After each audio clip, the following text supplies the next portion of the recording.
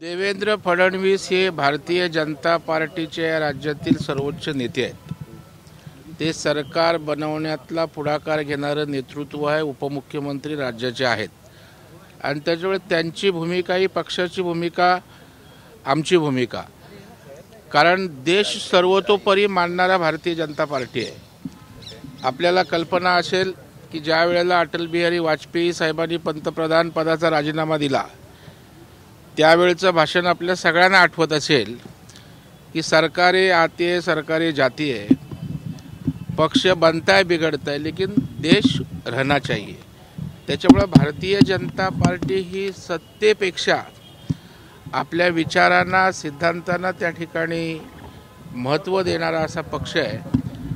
आणि ज्या नवाब मलिक यांच्या संदर्भात देशद्रोहाचे आरोप झाले, त्यानंतर त्यांना अटकही झाली आणि निर्दोषत्व सिद्ध न झाल्यामुळे त्या ठिकाणी देवेंद्रजींचं एवढंच म्हणणं आहे की बाबा त्यांचं जर निर्दोषत्व सिद्ध झालं तर त्या ठिकाणी आम्ही त्याचं स्वागत करू, परंतु त्यांच्यावर आरोप असताना देश आमच्यासाठी महत्त्वाचा आहे आणि त्याच्यामुळे त्यांना त्या ठिकाणी महायुतीत सामावून घेऊ नये अशा प्रकारची स्पष्ट आणि स्वच्छ भूमिका देवेंद्र फडणवीस साहेबांनी या ठिकाणी मांडली. प्रवीणजी, आज नेमकं नवाब मलिक यांनी कुठे बसावं यासाठी काही वेगळी तुम्ही मांडणार आहात का, अध्यक्षांना सांगणार आहात का?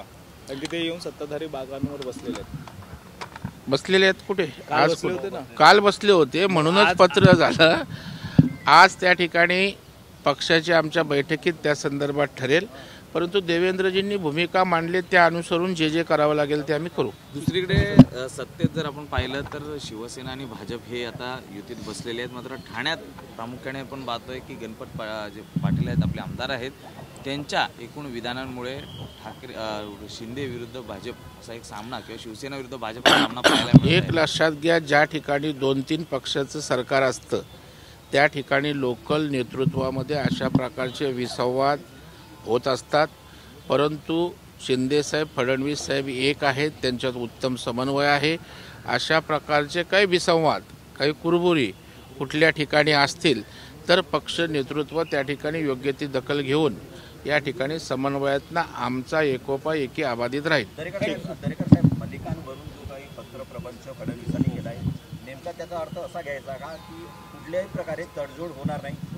एक लक्षात ठेवा, भारतीय जनता पार्टीचा इतिहास तपासता सत्तेपेक्षा आपल्या तत्वांना त्यांनी प्राधान्य दिले आणि म्हणून ज्या वेळेला नवाब मलिक येऊन सत्ताधारी बाकावर बसले त्यावेळेला देवेंद्रजींनी सत्तेत असताना काय होईल याचा विचार न करता आपल्या तत्वांना त्यांनी त्या ठिकाणी प्राधान्य दिलेलं आहे आणि त्याच्यामुळे तीच आमची भूमिका राहील. मात्र प्रतिज्ञापत्र असो किंवा यापूर्वी जो पाठिंब्याचे पत्र दादांकडनं घेण्यात आले होते त्यामध्ये देखील नवाब मलिक यांचा उल्लेख होता, हे स्पष्टपणे दिसत होतं. मग त्यावेळीच आपण ही भूमिका का घेतली नाही असा प्रश्न देखील विचारला जातोय. त्याचबरोबर इतर ज्यांच्यावर भ्रष्टाचाराचे आरोप आहेत ते देखील आता तुमच्यासोबत आहेत. संजय राऊतांनी थेट आरोप केलेला आहे ट्विट करत की ज्या पद्धतीने बाकीचे ईडीचे आरोप आहेत त्याच्यासाठी काय अशा पद्धतीने दाखवू नये की नौटंकी आता ही बंद करा.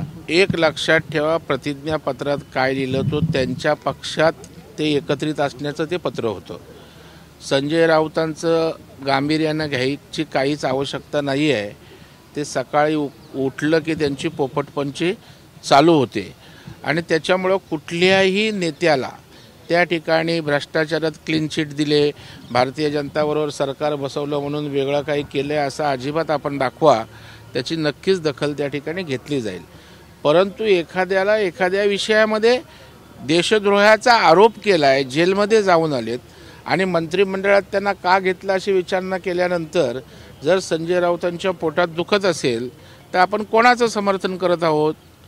कारण संजय राऊतांकडून पण वेगळ्या अपेक्षा नाही, कारण उद्धवजी ठाकरे यांनी त्यांचं समर्थनच केलं होतं, तीच भूमिका घेत आहेत.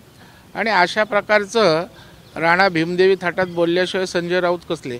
दुसरीकडे कोविड घोटाळा प्रकरणामध्ये, खिचडी घोटाळा प्रकरणात आता संजय राऊत यांच्या कुटुंबियांची नावं देखील समोर आलेली आहेत. त्यांच्या सुजित पाटकर यांच्या खात्यातून त्यांच्या कुटुंबियांच्या खात्यावरती देखील पैसे गेल्याचं आता समोर येतं. अब देखो होता है क्या, एक बोट दुसऱ्याकडे दाखवत असताना आपली बोटं बरबटलीत ही यथावकाश आता बाहेर येईल.